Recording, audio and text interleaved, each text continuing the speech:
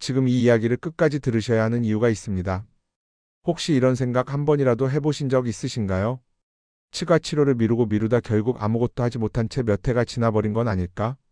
내년이 되면 치료비 부담이 크게 줄어들 수 있다는데 나는 해당이 안 될 것 같아서 아예 알아보지도 않고 있는 건 아닐까?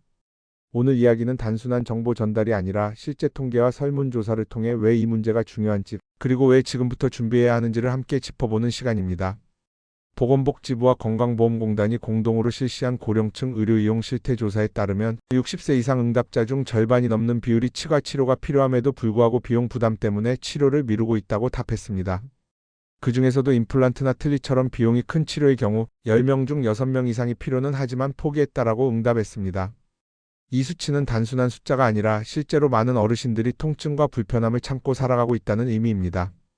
현장에서 상담을 하다 보면 이 통계가 결코 과장이 아니라는 걸 바로 느끼게 됩니다.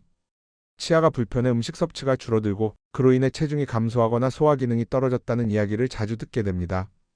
대한노인치의학회에서 발표한 자료를 보면 치아 상실로 인해 씹는 기능이 저하된 노인은 그렇지 않은 노인보다 영양, 불균형 위험이 2배 가까이 높게 나타났습니다.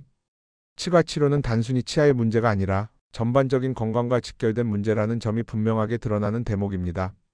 그럼에도 불구하고 많은 분들이 치료를 미루는 가장 큰 이유는 여전히 비용입니다. 특히 기초생활수급자나 차상위 계층에 계신 분들은 지원 제도가 있음에도 불구하고 정확한 내용을 몰라 혜택을 놓치는 경우가 많습니다.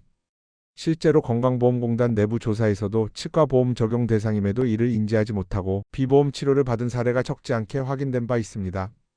그래서 2026년에 예정된 치과 지원 변화는 단순한 제도 개선이 아니라 이런 현실을 반영한 결과라고 볼 수 있습니다. 먼저 가장 큰 변화로 꼽히는 것이 임플란트 건강보험 적용 연령의 완화입니다. 현재 기준으로는 만 65세 이상만 적용 대상이지만 앞으로는 만 60세 이상까지 단계적으로 확대하는 방안이 논의되고 있습니다.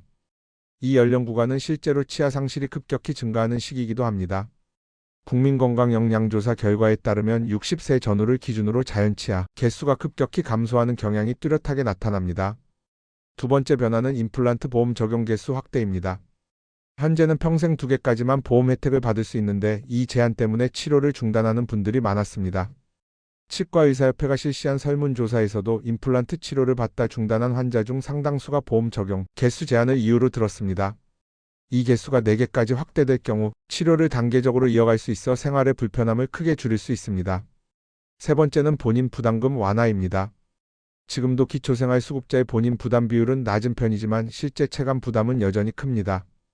그 이유 중 하나는 치료 과정에서 발생하는 추가 비용과 사후 관리 비용입니다.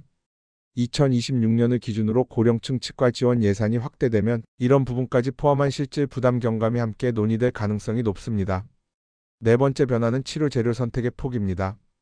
보험 적용이라는 이유로 제한된 선택만 가능했던 부분이 점차 완화될 전망입니다. 재료 선택의 폭이 넓어질수록 치료 만족도와 유지, 기간이 함께 개선된다는 연구 결과도 이미 여러 차례 발표된 바 있습니다. 이제 실제 사례를 조금 더 구체적으로 살펴보겠습니다.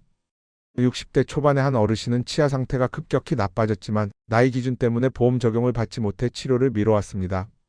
이분은 치과 상담 후 치료 계획서를 받아들고도 몇 년간 그대로 보관만 해두셨다고 합니다. 하지만 연령 기준 완화 소식을 접한 뒤 처음으로 치료 시기를 다시 고민하게 되셨습니다. 또 다른 어르신은 기초생활수급자에서 탈락한 뒤 치과 방문 자체를 끊어버렸다고 말씀하셨습니다. 중위소득 기준 변화로 다시 대상에 포함될 가능성이 생기자 그동안 미뤄왔던 틀니 교체를 계획하기 시작하셨습니다. 이 사례는 제도 변화가 단순히 숫자가 아니라 사람의 선택과 행동을 바꾼다는 점을 잘 보여줍니다. 틀니를 오래 사용해 불편함을 겪던 분들의 이야기도 빼놓을 수 없습니다. 대한치과보철학회 조사에 따르면 노인 틀니 사용자 중 상당수가 불편함을 느끼고 있음에도 교체를 미루고 있었습니다. 2026년에는 틀니 지원과 유지 관리 부분이 강화될 가능성이 있어 이런 분들에게는 큰 전환점이 될 수 있습니다. 여기까지 이야기를 정리해보면 2026년 치과 지원 변화의 핵심은 분명합니다. 연령 기준 완화, 지원 개수 확대, 그리고 실질 부담 경감.